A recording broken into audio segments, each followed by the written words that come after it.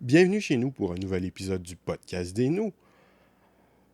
À propos du festival Fantasia 2024 et quelques autres trucs.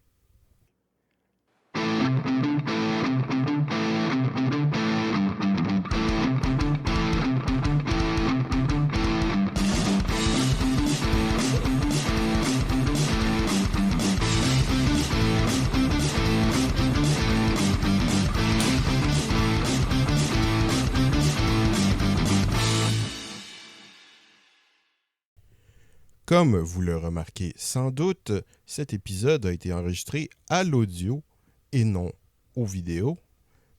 C'est tout simplement parce que c'est plus simple ainsi et ça me permet de sortir l'épisode à temps. Ha ha ha ha ha. Donc aujourd'hui nous allons parler du Festival Fantasia 2024 et quelques autres trucs. Avant de parler du film que j'ai vu cette année à Fantasia, je vais parler de celui que je n'ai pas vu l'an dernier. Quand nous avons regardé l'horaire, un film nous avait semblé intéressant, mais quand j'ai voulu acheter des billets, il n'en restait plus, je m'y suis pris trop tard. Mais au final, ce fut une bonne chose, le film que nous avons vu était très amusant. Je ne crois pas que nous aurions apprécié autant l'expérience, et puis finalement, la star du film ne s'est pas présentée à cause de la grève des acteurs. Pas que j'ai quoi que ce soit contre cette grève. Quand on va à Fantasia, c'est dans l'intention de faire des expériences, de voir des trucs complètement fous, de nouvelles choses. Le film dont je vais parler est un peu fou, mais pas au même niveau que la folie que nous avons vue l'an dernier. Je vais donc maintenant brièvement parler de Sympathy for the Devil, réalisé par Yuval Adler, sur un scénario de Luc Paradise, un film où un type se fait enlever dans le stationnement d'un hôpital alors qu'il allait rejoindre sa femme en train d'accoucher. Il est menacé au fusil par un mec étrange qui veut aller quelque part et discuter avec lui en chemin. Le kidnappeur est nul autre que Nicolas Cage. On a une discussion et l'ambiance est un peu surréaliste avec ce genre de trailer psychologique en quelque sorte, de genre road movie, plus ou moins. L'ambiance est prenante. Il ne se passe pas tant de choses, mais ce qui se passe est fort en émotion. Cage n'est pas dans ce film dans son rôle le plus fou, ce n'est pas Mandy, on est loin de Vampire Kiss, mais c'est assez fou néanmoins. L'autre acteur avec qui il joue le jeu, Joel Kinnaman, est aussi excellent. C'est un très bon divertissement. Pour ceux qui se souviennent de mon système de notes, qui est sur 5, je donne un 5 à un chef-d'œuvre, un 4 à une œuvre qui se démarque particulièrement, un 3 à un divertissement honnête, un 2 à une œuvre moyenne, un 1 à une œuvre mauvaise et un 0 à une nullité absolue, telle que Joe Biden qui a décidé de déclarer forfait à la prochaine élection. Donc, la prochaine élection américaine. Donc, je donne à Sympathy for the Devil une note de 3 sur 5. C'est divertissant. J'ai aussi tenté de voir un autre film présenté l'an dernier à Fantasia, We Are the Zombies, mais n'ai pas pu à cause d'un changement d'horaire au cinéma Quartier Latin, mais nous avons tout de même vu un autre film et plus tard nous sommes vengés en regardant un autre film de zombies via streaming. Avant de passer à Fantasia, je vais donc très brièvement parler des deux films. Fly Me to the Moon, non. Fly Me to the Moon, non. Fly Me to the Moon, haha, est un film réalisé par Greg Berlanti sur un scénario de Rose Gilroy d'après une histoire de Bill Kirsten et Keenan Flynn où Scarlett Johansson se fait engager littéralement pour vendre la Lune, ou plus précisément pour vendre le programme spatial de la NASA qui essaie d'atteindre la Lune. Si ce film est loin de nous montrer des faits cachés et intéressants de la NASA, comme Hidden Figure, je doute que cette histoire soit basée sur des faits réels, et si jamais elle l'était, je doute qu'il y en aurait la moindre preuve. Et si ce film est loin de nous présenter des images spectaculaires de la course spatiale, comme The Right Stuff, un film visuellement spectaculaire mais qui sent la publicité à plein nez, ou bien si on est loin, pourquoi pas d'un chef-d'œuvre sur la conquête spatiale dans un univers parallèle comme Royal Space Force, Onemise no Tsubasa, Les ailes d'Onemise, Wings of Onemise, on a tout de même un divertissement fort sympathique avec quelques moments de rire plutôt réussis, une intrigue prévisible mais qui se laisse suivre et une intrigue sentimentale qui fait le minimum pour que ça passe plus ou moins. Je ne connais pas Channing Tatum, mais il me fait penser un peu à David Hasselhoff avec les cheveux plus courts et un comportement plus stoïque, mais il est correct dans le rôle. Bien que son rôle soit très petit, Woody Harrelson est parfait en agent du gouvernement, menaçant par moments, amusant d'autres, en tout cas assez énigmatique. Et bien évidemment, Scarlett Johansson porte le film sur ses bras très correctement. C'est un bon divertissement auquel je donnerais une note de 3 sur 5. Maggie est un film de zombies réalisé par Henry Hobson d'après un scénario de John Scott III, 3 en tout cas, whatever, mettant en vedette Arnold Schwarzenegger. Comme beaucoup de films du genre, il ne donne pas l'impression d'une production à gros budget dont la majorité a dû passer dans l'acteur, ce qui ne signifie pas que le film soit mauvais. Ce n'est pas un film d'action et même pas vraiment un film d'horreur, quoique tout de même un peu, c'est plus un drame. Arnold incarne un père dont la fille interprétée par Abigail Breslin a été mordue et il reste avec elle jusqu'à la fin, ainsi que pendant un bon moment, la belle-mère de celle-ci, interprétée par Joely Richardson. L'émotion est palpable, les acteurs font un très bon travail, les effets sont néanmoins aussi réussis et ont réussi très bien à créer l'univers, le cadre social.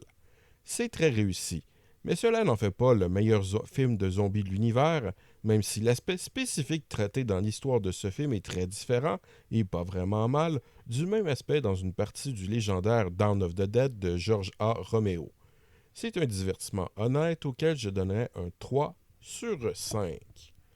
Ce qui, évidemment, m'amène finalement à ce que nous avons vu à Fantasia, Self Driver, réalisé par Michael Pierrot, film qui a été présenté à Fantasia en présence du réalisateur, scénariste, producteur Michael Pierrot et du producteur Karl Paputz, ainsi que l'interprète Chadwick Nathaniel.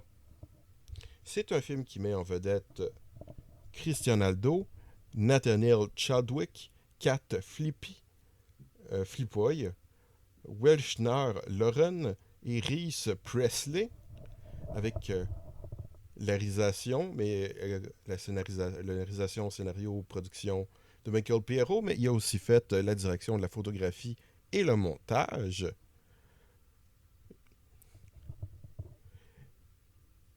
Et bon, évidemment, il y a eu Kirk Puppets. Mais ce film n'a pas été présenté seul. Il a été précédé par un court-métrage appelé For Rent, réalisé par Michelle Kay. Le film a été présenté en présence de la réalisatrice Michelle Kay et de la productrice Krishna Kolanupaka. Donc, comme mentionné, la réalisatrice c'est Michelle Kay, la productrice, il y a Krishna Kolanupaka, mais il y a aussi Reet Mazumdar Roberts. Le scénario est de Jonathan Davis et Andrew Love. Et comme interprète, il y a Virginia Cohen et Andrew McGilvray. C'est une histoire horrifique où une petite famille emménage dans un appartement qui était pas trop cher. Le film est présenté du point de vue de la mère. Au début, j'aimais bien, l'ambiance est bien travaillée, ça semble plutôt psychologique, mais avant la fin, ça tombe bien sûr vraiment dans l'horreur de manière assez brusque, avec très peu de retenue de manière plutôt ridicule, ce qui vient pas mal gâcher l'atmosphère. C'est donc assez moyen, un court-métrage auquel je donnerais une note de 2 sur 5. Heureusement, le film que nous sommes venus voir est bien meilleur. Revenons donc à Self Driver. Quelqu'un qui fait le taxi avec une application a de la misère à arriver financièrement et en a un peu marre de la clientèle pas toujours très sympathique. Quand un type lui parle d'une autre application qui paie mieux, il ne réfléchit pas trop longtemps. Mais avec cette application, il y a des règles à respecter. Il faut suivre à la lettre les consignes de l'application, faire la course au complet sans abandonner et ne pas parler au client. Ce qui, bien sûr, n'augure rien de bon, surtout dans un film qui est plutôt de type trailer. Le concept est très intéressant.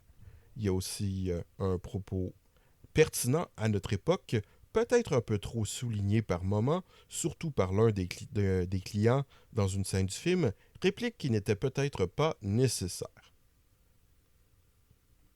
Pour le peu qu'a coûté ce film, on a étonnamment une ambiance solide, une photographie très réussie, un style bien posé, une musique qui marche très bien, une excellente brochette de personnages campés par des acteurs qui les interprètent très bien. Il est simplement dommage que le scénario évolue au final si peu, que cela n'aboutit pas tant, que cela n'aille pas plus loin. Il y a un effet de tout ça pour ça. Bref, c'est un peu frustrant, surtout que certains éléments du film, notamment la résolution, pourraient faire un peu décrocher un peu le spectateur, bien que ce ne fût pas trop mon cas. Bref, le film est un bon divertissement, mais pas vraiment plus. Je lui donnerais donc une note de 3 sur 5. L'ami avec lequel je suis allé voir ce film semble avoir aimé pas mal autant que moi le film, auquel il a attribué une note de 6 sur 10, ce qui est moins que la note de 7 sur 10 qu'il avait donnée à notre repas chez Omnivore juste avant. Dommage que nous ne savions pas à ce moment-là que nous aurions pu avoir 15% de rabais avec preuve de notre... avec preuve que nous allions à Fantasia, chose que nous avons vu affichée dans les publicités avant la projection du film et non au restaurant en question. Moi et lui avons d'ailleurs tous les deux trouvé que cela était beaucoup moins bon qu'un autre film que nous avions précédemment vu lors d'un autre festival Fantasia, film vraiment excellent, qui n'est hélas toujours pas sorti en DVD ou Blu-ray hors du Japon, donc avec des sous-titres dans une langue que je pourrais comprendre, soit l'excellent film Louder, Can't Hear What You're Singing, Whip de Satoshi Miki. Après recherche sur Internet, il y aurait aussi une édition taïwanaise, mais elle n'inclut que l'audio japonaise et des sous-titres taïwanais. Ils n'y ont donc pas que l'édition japonaise, mais je ne comprends pas plus le taïwanais. Pour en revenir à Self-Driver, le film était présenté avec, après la projection du film, une courte Q&A avec les personnes qui étaient présentes, ce qui était fort sympathique. Il y a eu quelques questions intéressantes. Et donc, voilà.